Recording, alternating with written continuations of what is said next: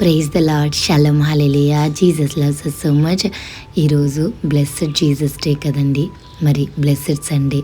అందరూ ఆలయానికి వెళ్తున్నారా? అయితే కీర్తన గ్రంథం 1వ అధ్యాయం 4వ వచనం, enter the temple gates with thanksgiving. Yesayya మిమ్మల్ని సజీవ లెక్కలో ఉంచారు. మీకు కావాల్సిన ఆరోగ్యం ఇచ్చారు, బలం ఇచ్చారు, శక్తిని ఇచ్చారు, జ్ఞానం ఇచ్చారు. ఈ వారం అంతా మిమ్మల్ని నడిపించారు.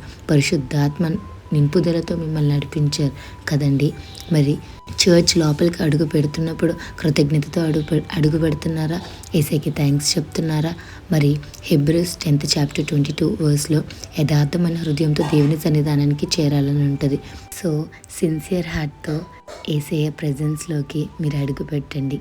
మీరు అడుగు పెడుతున్నప్పుడు యేసయ్య దగ్గర అన్నీ అడిగినవన్నీ పొంది ఉన్నాను అని నమ్మి అడుగు పెట్టండి.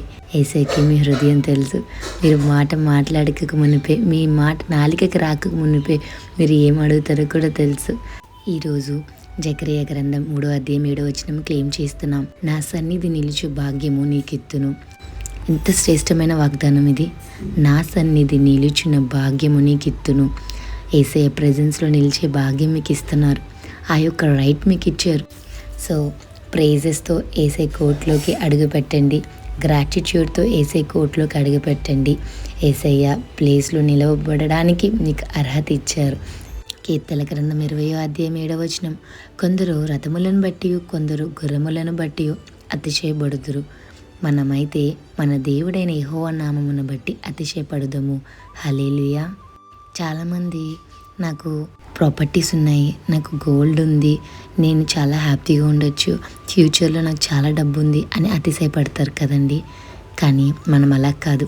మనం దేవుని నామాన్ని బట్టి అతిశయపడాలి. యేసయ్య నామంలో శక్తి ఉంది, యేసయ్య నామంలో స్వస్థత ఉంది, యేసయ్య నామంలో అద్భుతాలు జరుగుతాయి, యేసయ్య నామంలో అన్నీ కలుగుతాయి. సో మనం ఎవరిని బట్టి అతిశయపడాలంటే మన దేవుని నామాన్ని బట్టి అతిశయపడాలి. Remember the name of the lord Jesus Christ in your life. He loves you so much. He loves you so much. He loves you so much.